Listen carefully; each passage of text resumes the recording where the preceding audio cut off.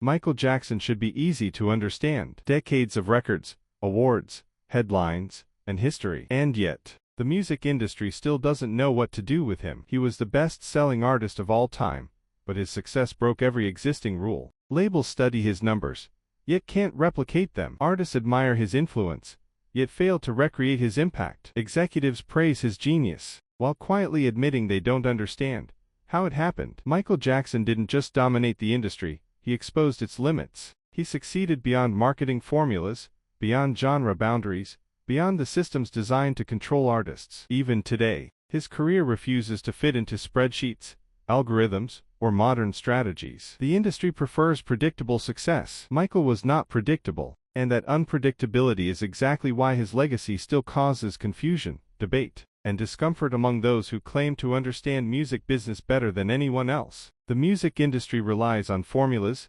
age brackets, target demographics, radio cycles, and market trends. Michael Jackson shattered all of them. He appealed to children, teenagers, adults, and the elderly at the same time. He crossed racial, cultural, and national boundaries effortlessly. His music sold in countries where Western pop rarely succeeded. Industry models couldn't explain how one artist could dominate MTV, radio, vinyl, cassettes, CDs, and later digital platforms, all without losing relevance. Most artists peak, decline, and fade. Michael peaked repeatedly. Each album reset expectations. Thriller didn't just succeed, it redefined what success meant. Bad expanded global touring. Dangerous merged pop with social commentary. History mixed vulnerability with defiance. No formula accounted for an artist who could reinvent himself without alienating his audience. The industry studies Michael Jackson not because he fits the rules, but because he destroyed them. Michael Jackson wasn't just an artist, he operated like a multinational enterprise. His music,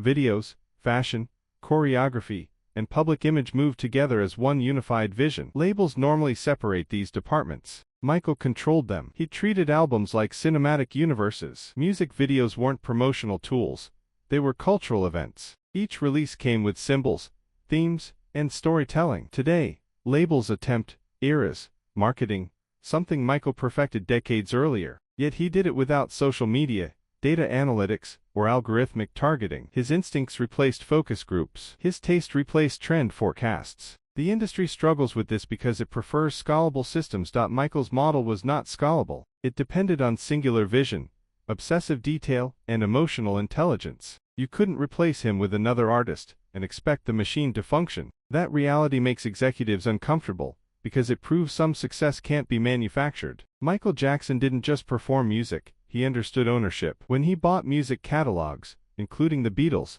the industry was stunned. Artists weren't supposed to control assets. They were supposed to rent their talent to corporations. Michael flipped that relationship. He generated wealth beyond touring and albums, turning intellectual property into long-term power. This confused an industry built on artist dependency. His fight over masters later in his career exposed uncomfortable truths about exploitation, contracts, and control. By reasserting creative authority, Michael challenged the idea that artists should be grateful for exposure rather than ownership. Even today, many artists cite his business moves as inspiration. The industry still resists this lesson, because ownership shifts power away from institutions. Michael proved artists could be both creative forces and strategic thinkers, a combination the system was never designed to handle. Michael Jackson's fame exceeded the industry's ability to manage it. He wasn't just popular, he was omnipresent. His image was recognized in remote villages and global capitals alike. This level of exposure created pressures no artist management system was built for. The industry thrives on controlling narratives,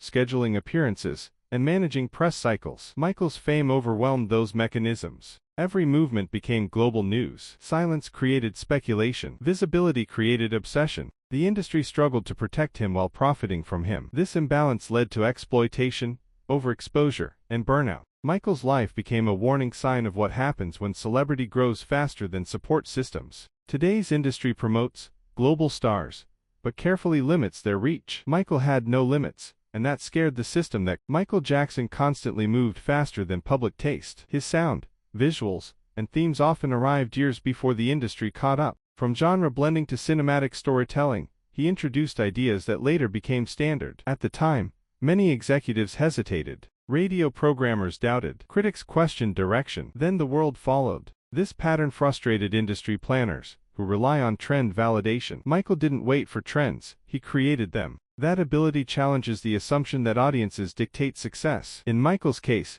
vision dictated demand. The industry prefers artists who respond to markets. Michael led markets. That leadership still confuses modern executives, who try to engineer virality rather than inspire it. Michael Jackson's relationship with the media revealed uncomfortable truths about fame, race, and power. The industry relies on media partnerships to build stars. But media attention turned volatile in Michael's case. Admiration shifted into intrusion. Coverage blurred into spectacle. The industry benefited from the exposure while losing control of the narrative. This tension exposed how fragile celebrity protection really was. Michael's story showed that fame could become dangerous when profit outweighs responsibility. Today's industry claims to prioritize mental health and artist well-being, lessons learned partly from watching Michael's struggles unfold publicly. Perhaps the greatest source of confusion is simple: no one replaced him. The industry created countless stars, icons, and chart leaders, but none matched Michael's universal reach. This absence contradicts the belief that talent pipelines can consistently generate legends. Michael appears as an anomaly,